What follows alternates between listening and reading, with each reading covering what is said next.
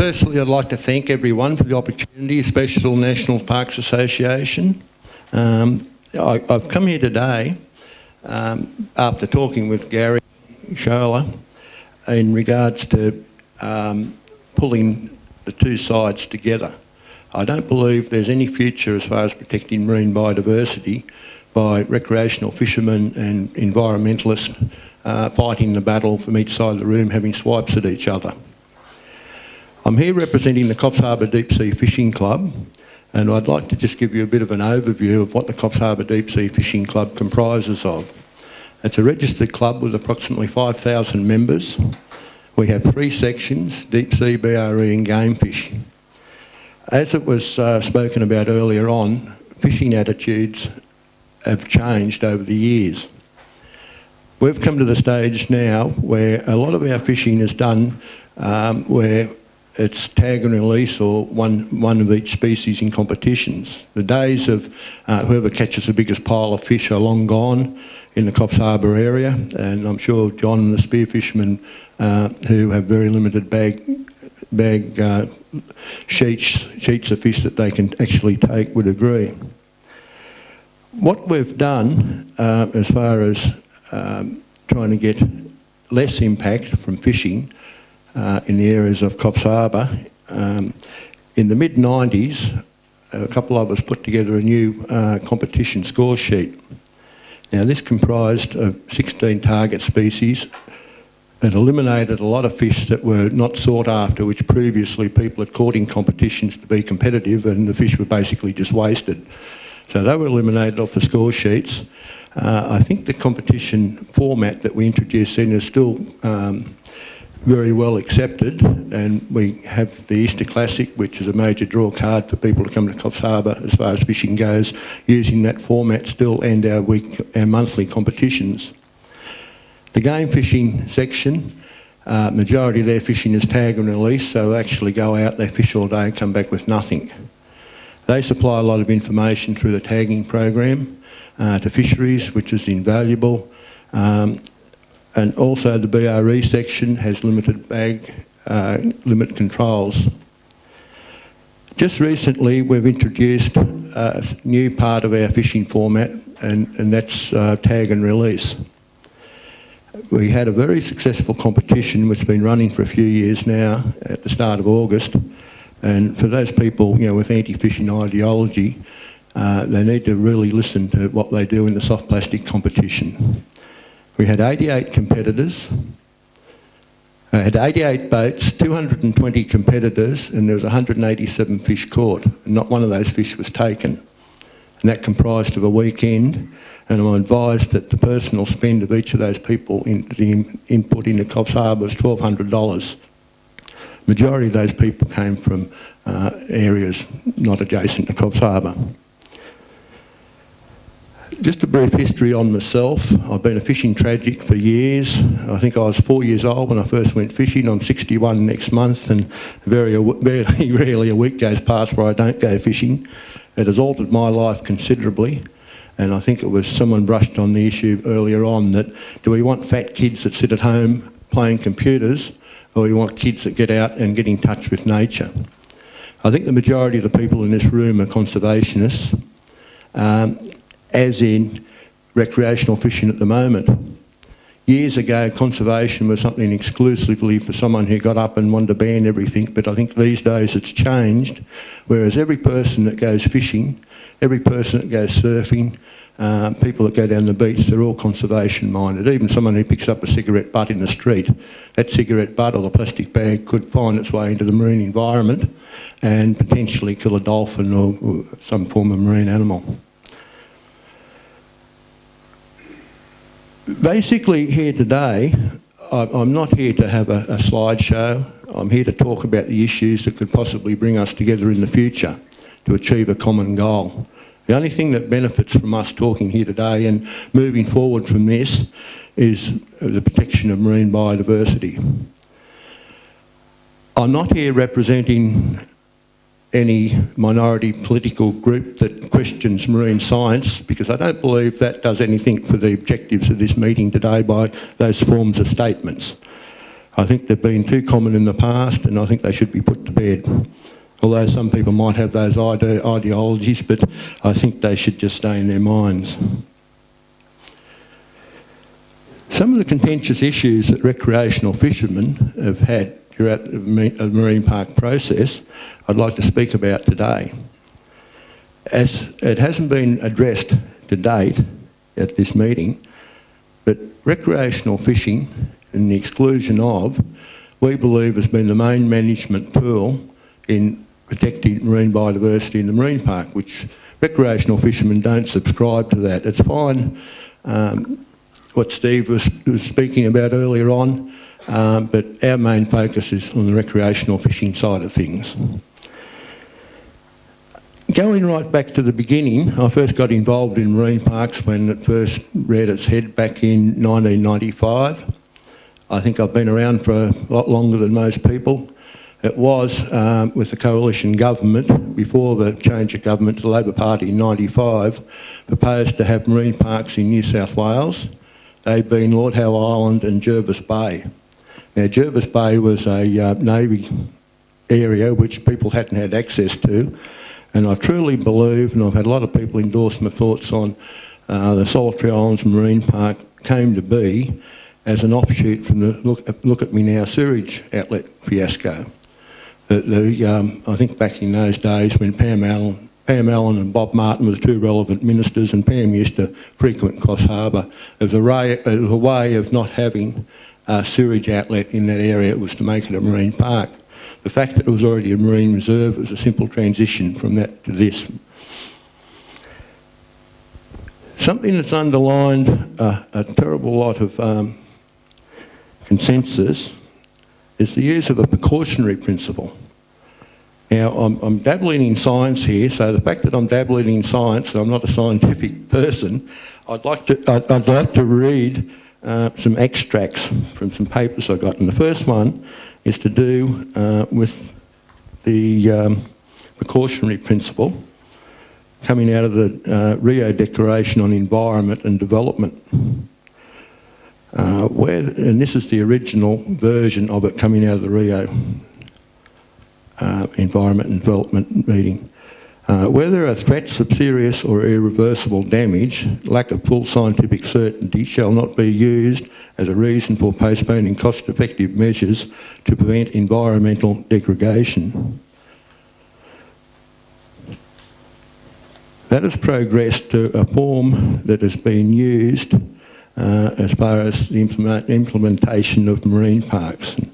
And it states, the absence of scientific certainty shall not be a reason for postponing measures to establish MPAs to protect representative ecosystems.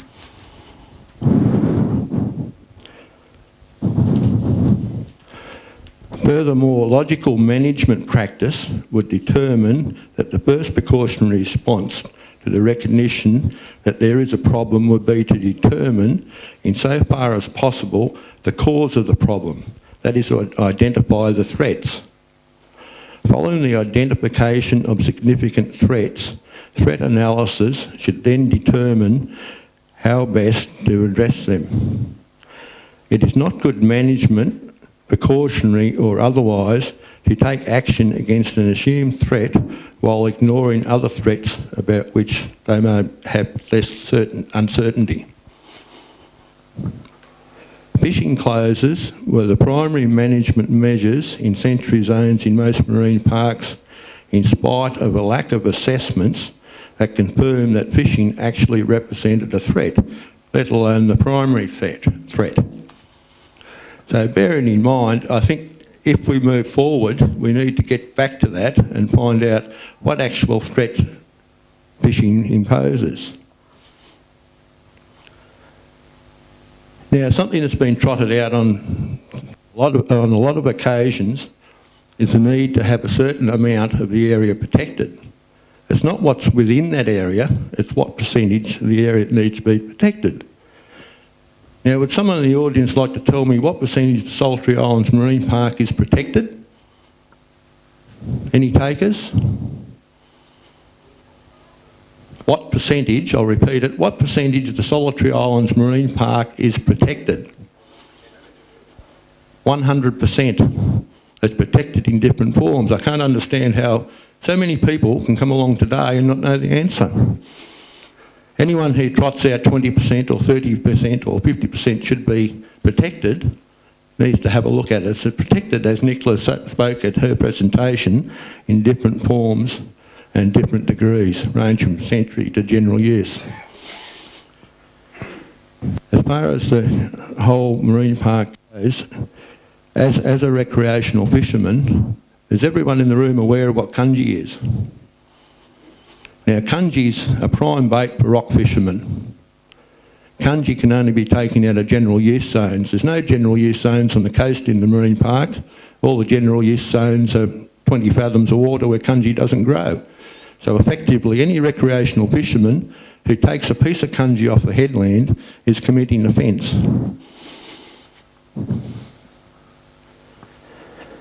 Now, as far as having sanctuary zones to protect biodiversity, how many times in the media, when an area becomes protected, do we hear the area is protected, we ban fishing? Now, by banning fishing, are we actually protecting the area or just excluding fishing? I don't think the area is protected. There's too many things that can affect the area, and fishing doesn't really change any of that.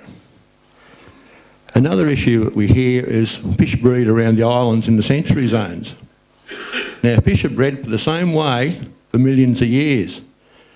Now, in 2002, we include sanctuary zones in the Solitary Islands Marine Park. Who told the fish to change their breeding habits and breed in the sanctuary zones? I don't think that happens. And apart from that, if anyone can communicate, how would the fish know their sanctuary zones? We've had statements such as an overflow effect, recreational fishermen will benefit from these areas being sanctuary zones.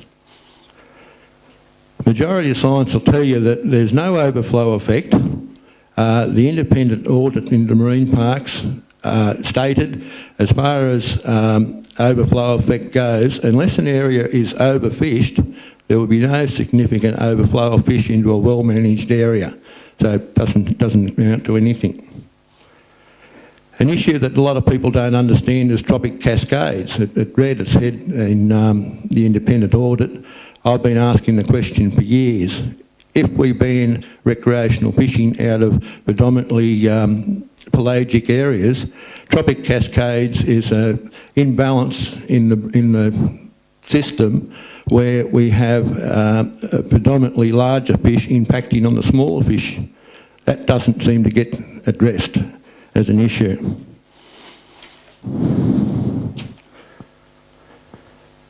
What we seem to hear a lot in issues that get trotted out, and I've got to address these problems, but because to move forward we all have to be aware of them, and they don't need to keep repeating these issues. Now, the misuse of overseas information. Now, originally people started talking about the advantages of marine park sanctuary zones and comparing places like Leary Marine Reserve, sanctuary zones in Philippines, South America, West Africa. Now, in those areas, I think it's quite common knowledge now that if an area has a good fisheries management, you don't really need sanctuary zones. In areas that have no fisheries management, they need sanctuary zones, they need to lock the area up, and to lock an area up in that criteria will produce good results. But the trouble is you're comparing apples with oranges, because in Australia we have a very good fisheries management. It doesn't apply. Majority of those areas, fishing practices that have been traditional and have been banned in the sanctuary zones are using of explosives and poisons. Now, in New South Wales, those areas don't apply because we don't fish with explosives and poisons. When people were talking about marine protected areas on the other side of the world, I used to say to them, well, what about Maitland Bay? Those in Sydney will be aware. Maitland Bay is on the north side of the Hawkesbury River. Booty Marine Reserve has been locked up. It's been a no-take area since 1974. 10 years ago, I used to say, well, why don't you use that as an example rather than these other areas on the other side of the world? So Bill Gladstone from Newcastle University was commissioned to do a survey of the advantage and the fish stocks within that area, and some of the points that he found was some of the fish species were more predominant and larger size outside the protected area than inside it. I think red molong and groper were the two of the main species, being sedentary fish.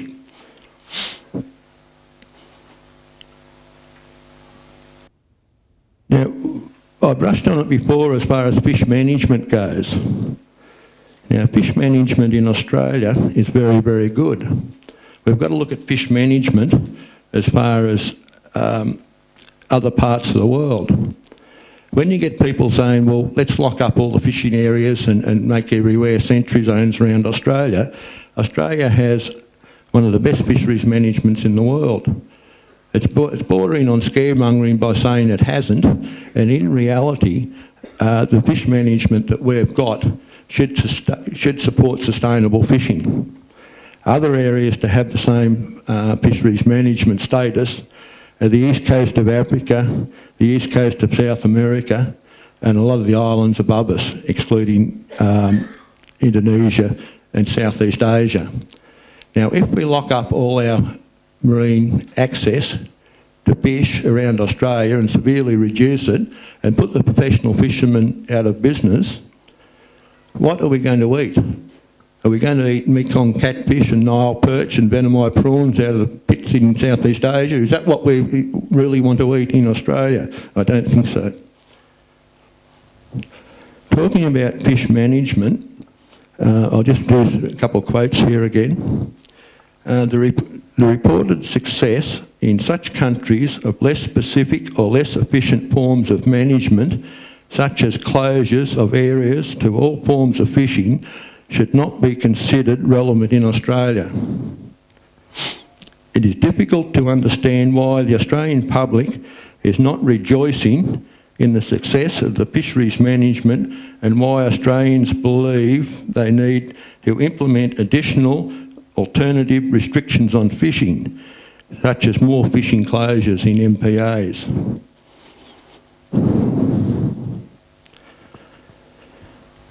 As far as fishing practices go, I think the environmental side of things is evolving too. It's changing in a lot of ways.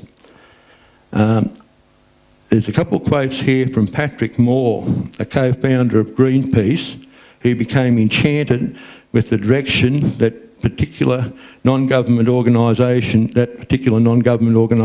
was taking. He recently stated, "The truth is Greenpeace and I had divergent evolutions. I became a sensible environmentalist. Greenpeace became increasingly senseless as it adopted an agenda that is anti-science, anti-business and downright anti-human." His more general comments on so-called environmental activism included, "To a considerable extent, the environmental movement was hijacked by political and social activists who learned to use green language to cloak agendas that had more to do with anti-capitalism and anti-globalisation than with the science or ecology." Bear in mind, this is the co-founder of Greenpeace. A couple more quotes from Peter Kariba, the chief scientist for the Nature Conservancy, a major international non-government organisation based in USA. He argues, for a new conservative ethic that depends on maintaining biodiversity in the places humans use, rather than relying on protected areas as the primary conservation tool.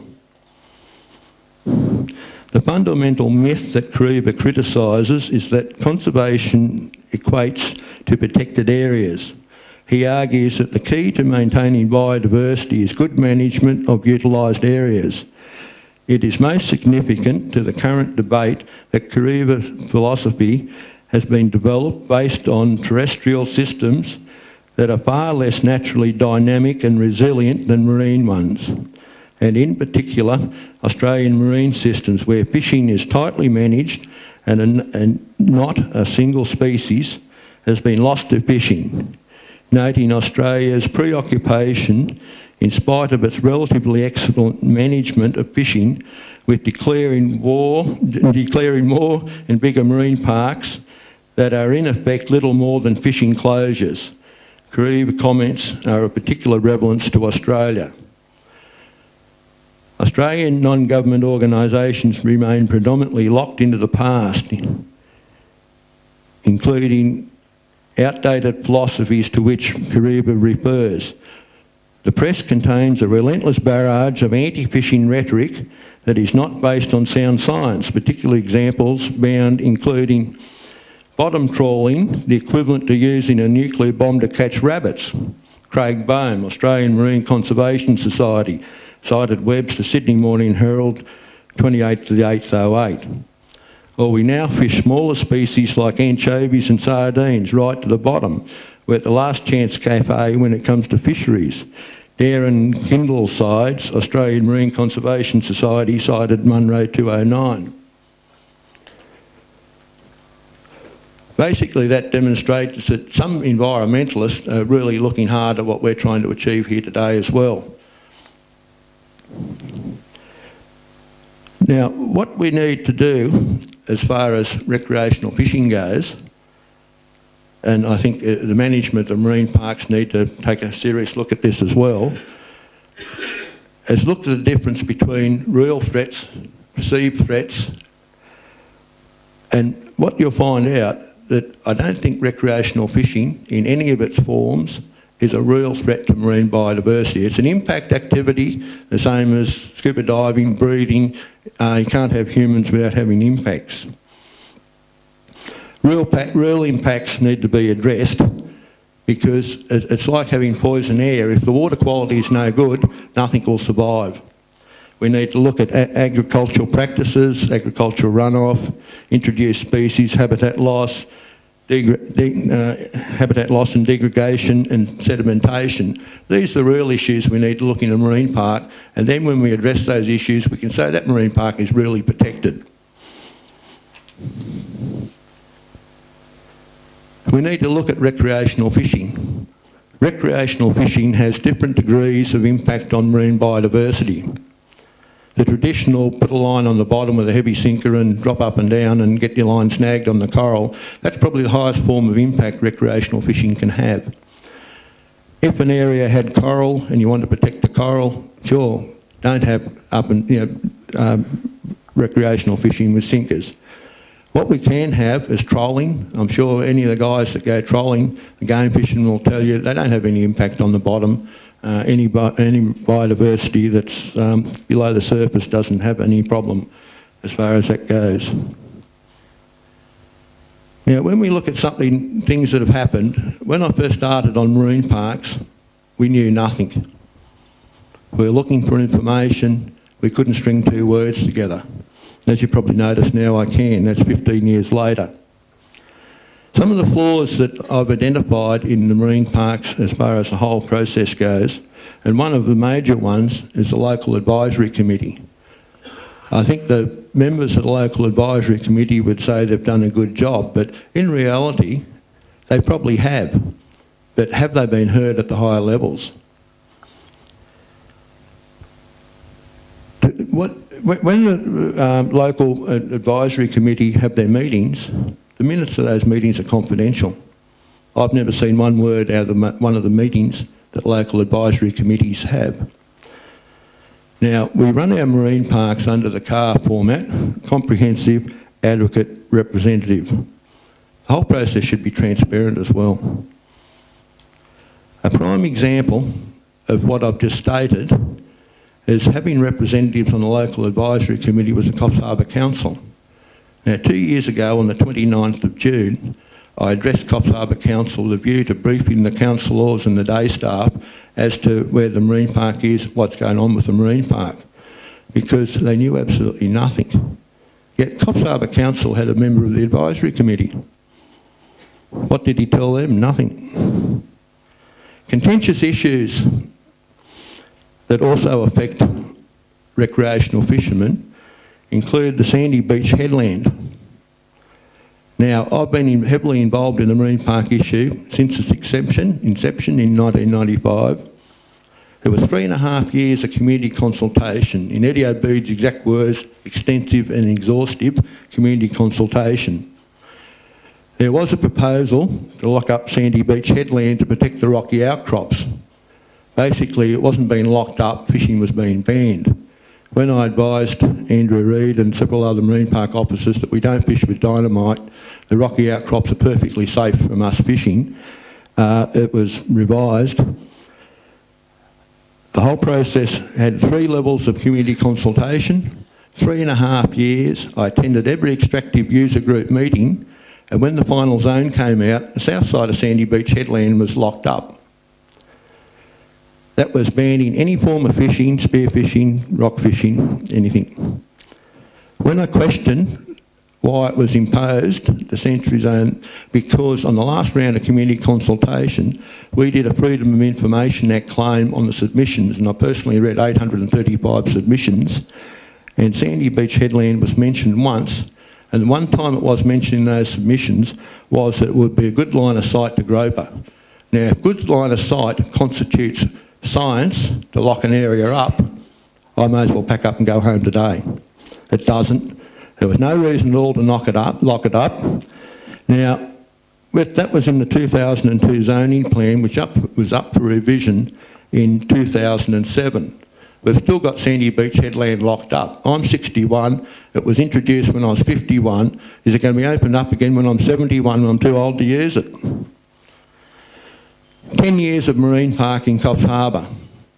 Fishermen are still getting fined for fishing in sanctuary zones, not deliberate, because they don't know. It's a contentious issue with zone markers. There are several zone markers out there, but they don't clearly define the areas that are sanctuary zones. If recreational fishermen are meant to support these sanctuary zones, after 10 years, surely it can be made where they know whether they're in the park, in the sanctuary zone or not.